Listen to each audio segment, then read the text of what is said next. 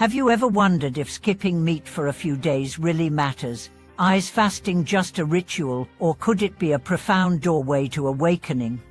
Welcome back to the channel, beloved friends.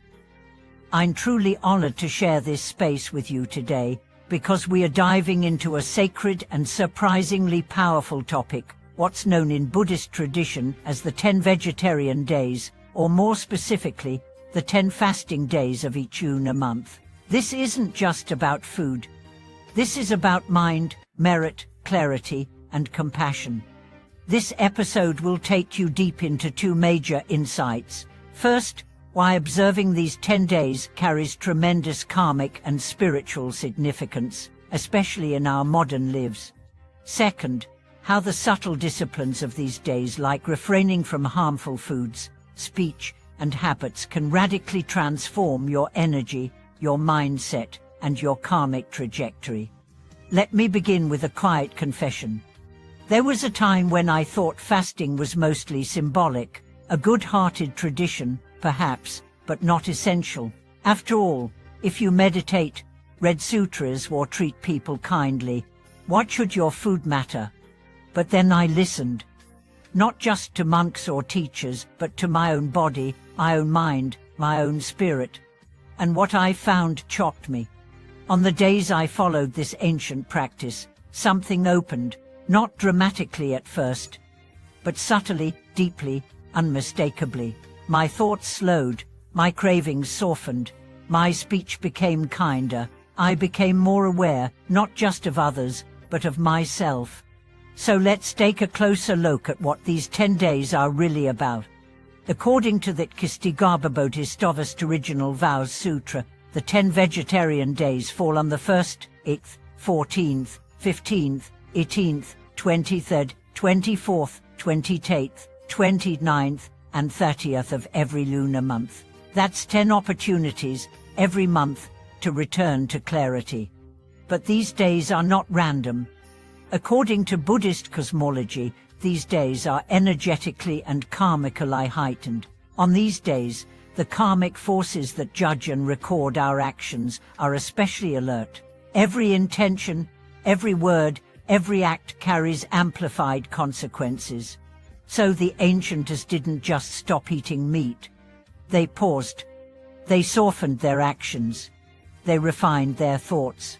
They aligned with the unseen currents of compassion and purification that run through the universe on these 10 sacred days. Let's go even deeper. You see, when we talk about fasting in this context, it's not just about what you don't eat. It's about what you don't do. It's about what you choose to become, even for just one day. Fasting here includes refraining from harming, lying, stealing, indulging in idle chatter, and engaging in sexual misconduct. It includes mindfulness of speech. It includes slowing down and remembering that every moment is a chance to turn toward awakening. One of the great monks of our time once said that people who live busy lives can still practice deeply if they hold these 10 days with sincerity. He taught that even if you have no time for long retreats, no resources for grand rituals, you can still realign with the Dharma through this rhythm of sacred simplicity. But let's be real. In the modern world, this isn't easy. We live in cities where meat is everywhere. We work in jobs that demand constant motion. We are surrounded by people who don't understand why food choices could have spiritual consequences. And yet that's what makes this practice so powerful. You're not just abstaining from meat. You're planting seeds of discipline, of reverence, of restraint. And over time, those seeds grow into clarity. But don't mistake this for restriction. This is not punishment. This is liberation. By choosing to observe even one of these days with full awareness, you are sending a message to the universe. I choose compassion. I choose purity. I choose remembrance. One day becomes two, two becomes 10, and before long, your life begins to orbit a different sun. There's also a deeper layer.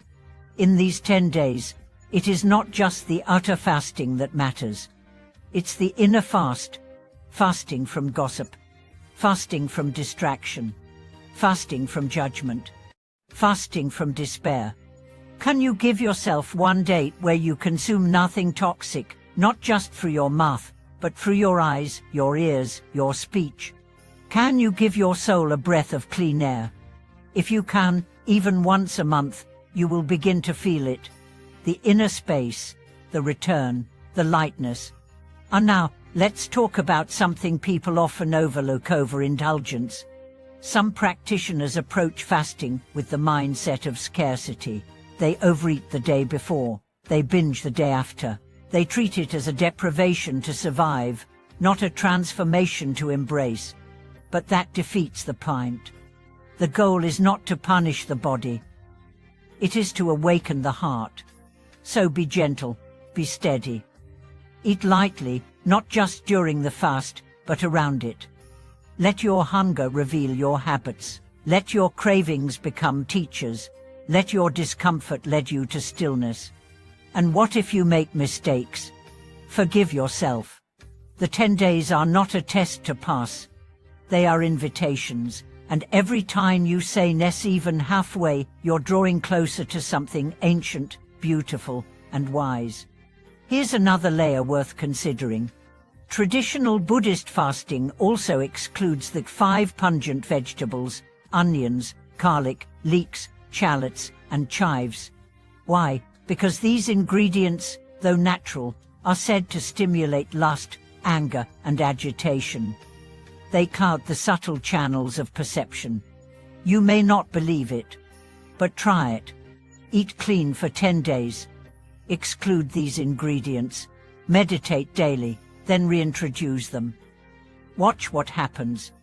You may be surprised by how much your food affects your mind.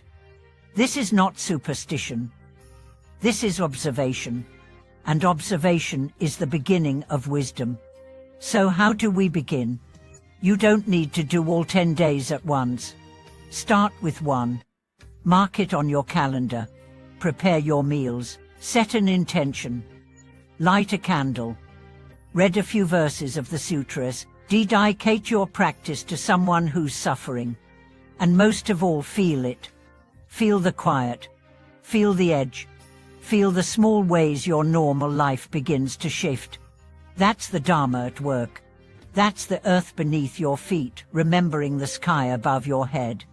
As you walk this path, one day, one meal, one moment at a time, you will notice the world begins to meet you differently. Doors open, anger softens, clarity returns. Not because life got easier, but because you became aligned. You remembered that the body is a temple, that food is a message, that silence is a teacher. Thank you for watching this video.